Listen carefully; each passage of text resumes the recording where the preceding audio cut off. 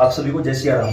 काफी लोगों ने कहा कि हमारे घरों में भूत प्रेत ने आतंक मचा दिया है और जगह जगह चौकी दरबारों पे जा जाके लूट पीट चुके हैं, कोई इलाज नहीं हो रहा।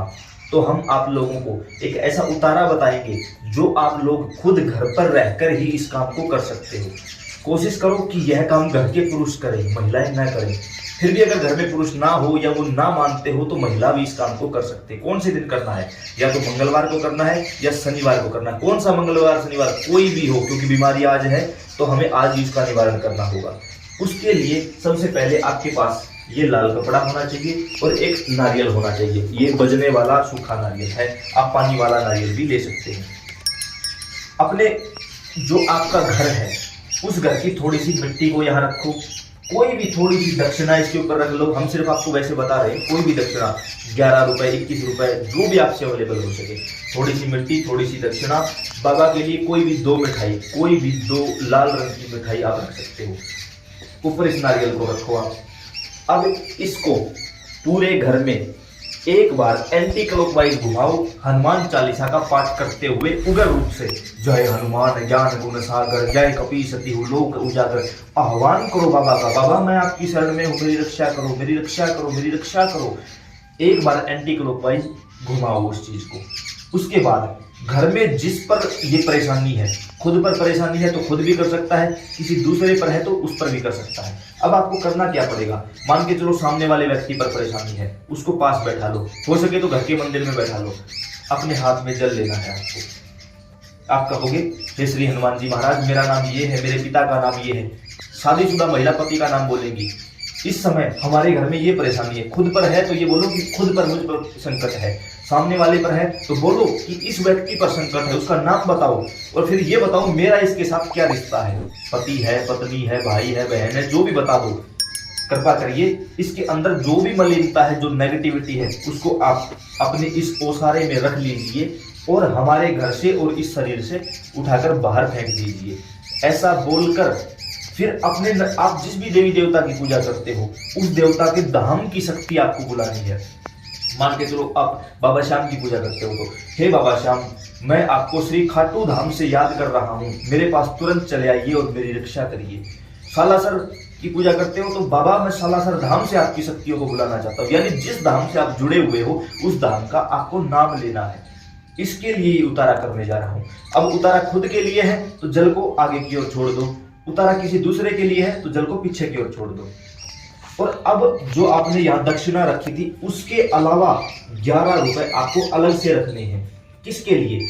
जिस धाम से आपने शक्तियां बुलाई है, खाटू धाम से, सालासर धाम से, मेहंदीपुर धाम से या जहां से भी शक्तियां बुलाई, उस देवी देवता के लिए 11 रुपए अलग से रखने हैं ताकि वो आपकी सुरक्षा कर सके। अब आपकी सुरक्षा हो चुकी है पूर्ण रूप से। अब आप इसको, जो सामने व्यक्ति बैठा है, हनुमान चालीसा जब तक चलती रहे तब तक एंटी क्लॉकवाइज उल्टा घुमाओ उसके ऊपर से, एंटी क्लॉकवाइज हनुमान चालीसा जोर जोर से बोलते हुए।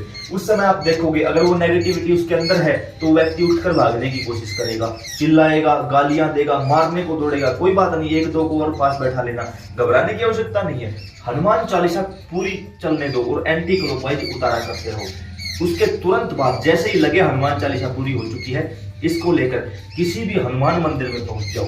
कोशिश करो ऐसे हनुमान मंदिर में जाया जाए जहां पर अखंड ज्योति जलती हो, क्योंकि भगवान हमेशा अग्नि के माध्यम से निवास करते हैं। मूर्तियों में भगवान नहीं होते, अग्नि में भगवान होते हैं। अब वहां पहुंचकर, जैसे मान लो हम इस मंदिर में पहुंच गए, यहाँ आने के बाद इस चीज को बाबा के चरणों में रख दो। दोबारा से हाथ में जल लेकर संकल्प करो, हे हनुमान जी महाराज, मेरा नाम ये है, पिता पति का नाम ये है, गोत्र ये है, वहां से आया हूँ। इस समय इसके अंदर, नारियल के अंदर मैं अपने घर के संकटों को बैठा के लाया हूँ। आप कृपा करके इस संकट को अपने चरणों में स्थान दे दीजिए, मैं इसको नहीं ले जाना चाहता। ये बोलकर जल नीचे की ओर छोड़ दो और इसको भगवान के चरणों में आप अर्पित कर दो। ऐसे बाबा के चरणों में समर्पित कर दो इस चीज को। उसके बाद जो अखंड ज्योत जल रही है, कोशिश करो अगर आप माला जाप करते हो तो यहीं बैठकर, जैसे ये माला है, यहीं बैठकर आसन लगा के आप माला का जाप करो। कम से कम 11 माला जरूर करो।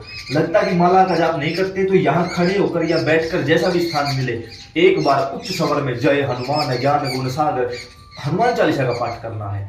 उसके बाद जो अखंड ज्योति जल रही है, पाठ करते करते उसकी तरफ देखना है, एक टक देखना है। कोशिश करो कि पलके ना झपकने पाए या कम से कम पलके झपके।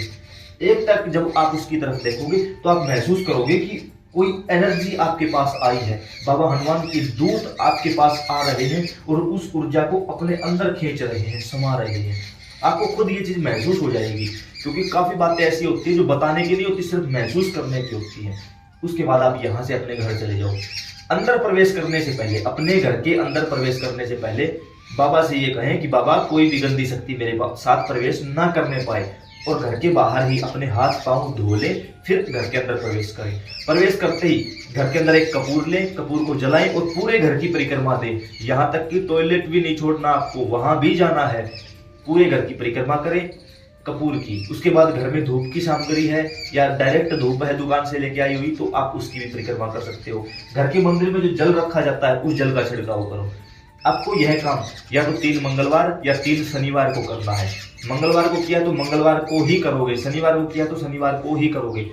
कोशिश ये भी करना कि किसी दूसरे को पता ना चलने पाए इन चीजों के बारे में, वरना आजकल लोग पता नहीं क्या क्या समझ लेते हैं। गलत नहीं है, आपने अपने घर का उतारा किया है, मंदिर में किया है, किसी को नुकसान नहीं है, लेकिन सामने वाला गलत तरीके से समझेगा इस चीज को। तो उम्मीद करते हैं यह जानकारी आपको समझ और पसंद आई होगी। अन्य प्रेमियों के साथ साझा करिए ताकि उनके भी कष्ट का निवारण हो सके और वो भी यहाँ वहां भटकने से बच सके। जय सिया राम।